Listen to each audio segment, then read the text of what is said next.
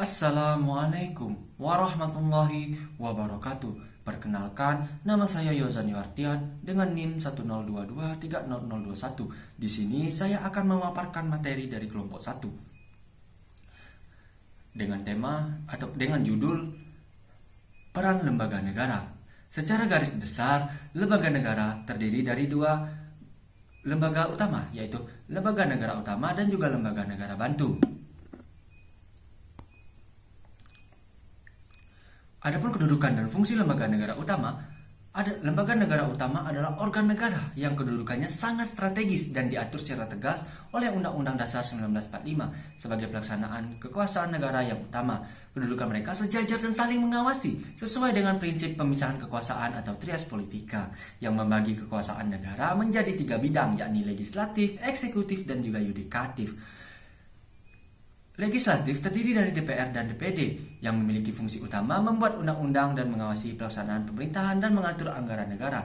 DPR adalah lembaga negara yang mewakili rakyat secara langsung, sedangkan DPD berfungsi sebagai representasi dalam proses legislasi, memberikan aspirasi daerah dan mengawasi pelaksanaan undang-undang yang berkaitan dengan daerah.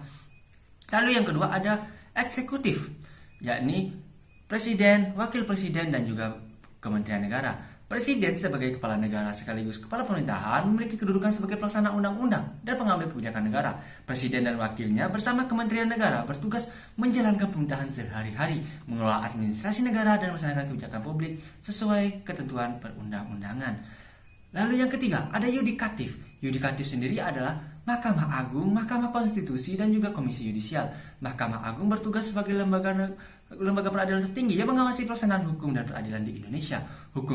Mahkamah Konstitusi memiliki kewenangan menguji undang-undang terhadap UUD 1945, menyelesaikan sengketa kewenangan antar lembaga negara, dan juga memutuskan partai politik serta mengadili perselisihan hasil pemilu. Lalu ada Komisi Yudisial, berfungsi mengawasi perilaku hakim agar independen dan bebas dari korupsi atau penyalahan guna kekuasaan. Lalu ada Majelis Permusyawaratan Rakyat yang berfungsi sebagai menetapkan garis-garis besar haluan negara, melantik presiden dan wakil presiden, serta mengubah dan menetapkan UUD 1945. MPR terdiri dari anggota DPR dan DPD, sehingga menjadi lembaga tertinggi negara secara konstitusional. Lalu ada Badan Pemeriksa Keuangan Negara yang bertugas memeriksa pengelolaan dan tanggung jawab keuangan negara untuk memastikan transparansi dan akuntabilitas penggunaan anggaran negara. Kedudukan dan fungsi. Lalu ada Lembaga Negara Bantu. Lembaga Negara Bantu adalah lembaga negara yang keberadaannya diatur oleh 1945 peraturan perundang-undangan untuk membantu pelaksanaan tugas lembaga utama agar pemerintah berjalan efektif dan juga efisien. Mereka bersifat independen dan imparsial, tidak berada langsung di bawah lembaga utama manapun, sehingga dapat menjalankan fungsi teknis dan administratif secara profesional. Adapun berupa contoh lembaga negara bantu, yang pertama ada Komisi Pemilihan Umum yang bertugas menyelenggarakan pemilu. Lalu ada Tentara Nasional Indonesia atau yang kita kenal dengan TNI, menjaga kedaulatan negara dan keutuhan wilayah NKRI dari ancaman luar dan dalam.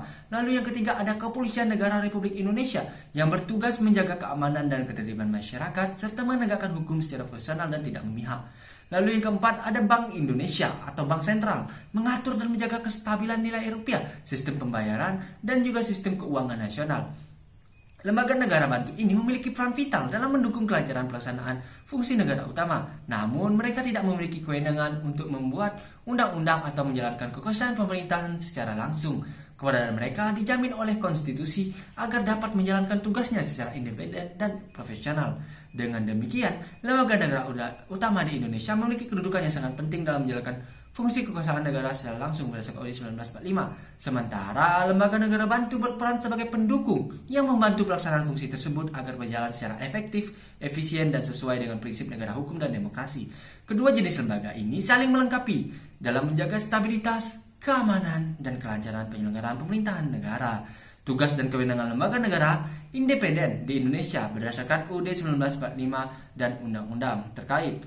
Macam-macam lembaga negara independen adalah lembaga yang dibentuk untuk menjalankan fungsi tertentu secara mandiri, bebas dari campur tangan kekuasaan lain, dan bertugas mengawasi, mengatur, atau menegakkan aspek-aspek penting dalam penyelenggaraan negara. Demikianlah presentasi saya pada kali ini. Lebih dan kurangnya saya mohon maaf. Saya akhiri dengan wabillahi taufiq wal hidayah. Wassalamualaikum warahmatullahi wabarakatuh.